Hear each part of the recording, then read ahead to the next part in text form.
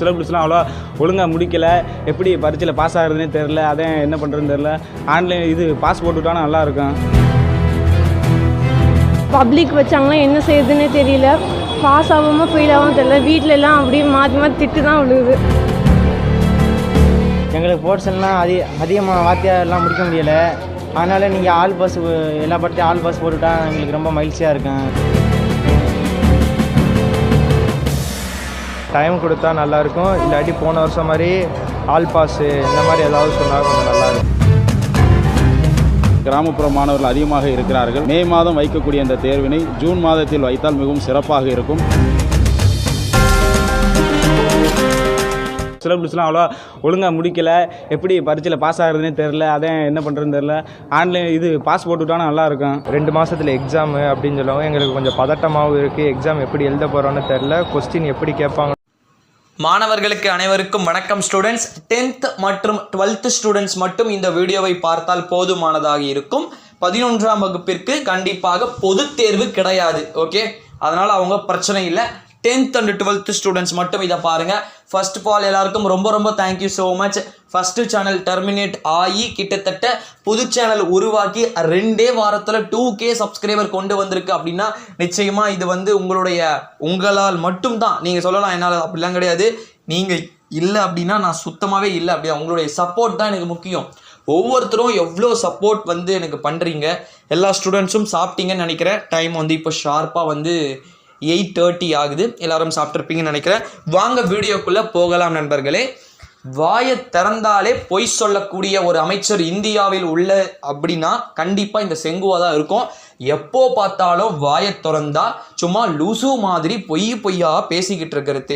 இங்கே ஒரு பேட்டியை கொடுக்கறது, மறுபடியும் அரசாணை வெளியிடுறது, அங்கே ஒரு பேட்டியை கொடுக்கறது, இங்கே ஒரு நியூஸை இவர் பாட்டுட்டு ஏதோ ஒரு இவருக்கு வந்து கல்வித்துறை அமைச்சர் என்ற நான் தைரியமாக பேசுவேன் இப்போ. ஏன்னா ஒரு கட்சியில் போய் இணைய போகிறேன். ஓகேவா, அதனால் இனிமேல் ஏதேனும் எனக்கு பிரச்சனைகள் ஏற்பட்டால் ஐடி விங் பார்த்துப்பாங்க, டிஎம்கேவுடைய ஐடி விங் பார்த்துப்பாங்க. அதனால் பிரச்சனை கிடையாது. அதனால் இப்படி வந்து உளறல் அமைச்சர் என்று உங்களுக்கு பெயர் வைத்தால் உலகமாக எப்படி சொல்றது, ஒரு உலகமே ஏற்றுக்கொள்ளக்கூடிய அளவிற்கு நிச்சயமாக இருக்கும். ஆகையால் உளறல் அமைச்சர் திரு செங்கு அவர்கள் என்று உங்களுடைய பெயர்களை மாற்றிக்கொள்ளுங்கள். வாங்க வீடியோக்குள்ள கண்டினியூ பண்ணலாம். என்ன அப்படின்னு பார்த்தீங்கன்னா 10ஆம் வகுப்புக்கான பொதுத் தேர்வு குறித்து முதல்வர் அறிவிப்பார். நான் ஒன்று கேட்கிறேன். முதல்வர் என்பது அவர் வந்து சைன் மட்டும்தான் பண்றவர், மற்றபடி கல்வித்துறையில் இருக்கக்கூடிய அமைச்சரே நீதான். ஓகே, கல்வி அமைச்சர் நீதான். நீ 8ஆம் வகுப்பு படித்தது தான் உண்மை. இருந்தாலும் ஓகே, நீங்கள் தானே அறிவிக்க வேண்டும். ஒரு கல்வித்துறை அமைச்சர், இதற்கு முன்பாடியும் கல்வித்துறை அமைச்சராக டிஎம்கே ஆட்சியில் இருந்திருக்காங்க. பொன்முடி ஆகட்டும், தங்கம் தென்னரசு ஆகட்டும், அவர்கள் எல்லாம் இது போலதான் முதலமைச்சரிடம் கேட்டு அறிவிப்போம் என்று சொன்னார்களா? அல்லது உங்கள் ஆட்சியிலேயே இருந்த திரு மாஃபா பாண்டியராஜன் அவர்கள் இப்படித்தான் இருந்தார்களா? ஏன் இந்த அளவிற்கு ஒரு ஒஸ்டா இருக்கீங்கன்னு தெரியல. 12th கடுமையான எதிர்ப்பு தொடர்ந்து எழுந்து கொண்டிருக்கிறது. 10ஆம் வகுப்பிற்கு முதல்வர் அறிவிப்பார்னு அவர் மேலே அவர் பழியை தூக்கி போட்டுட்டார். எதுக்கு நமக்கு வம்பு?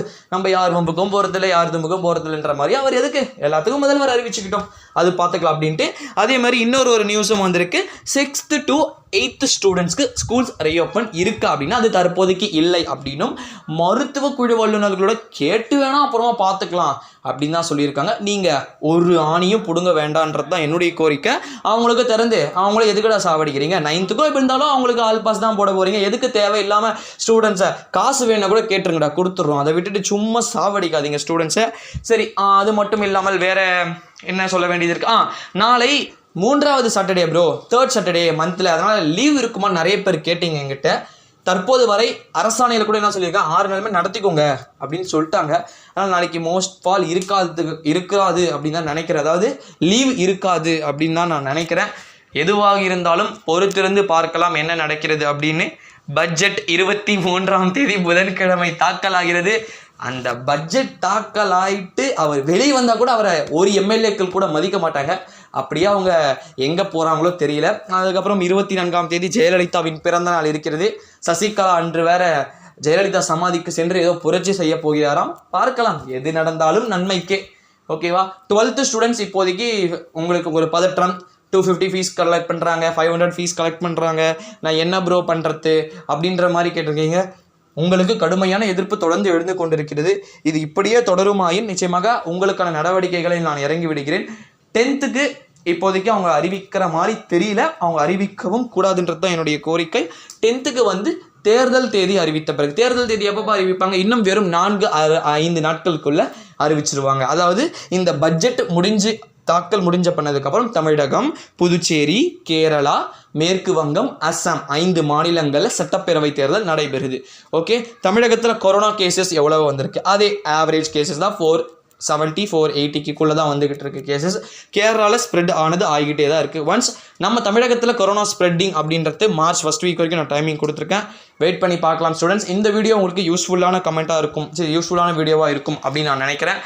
மறக்காமல் நம்ம சேனலுக்கு புதுசாக வந்திருக்கீங்க அப்படின்னா சப்ஸ்கிரைப் பண்ணிட்டு பாருங்கள்.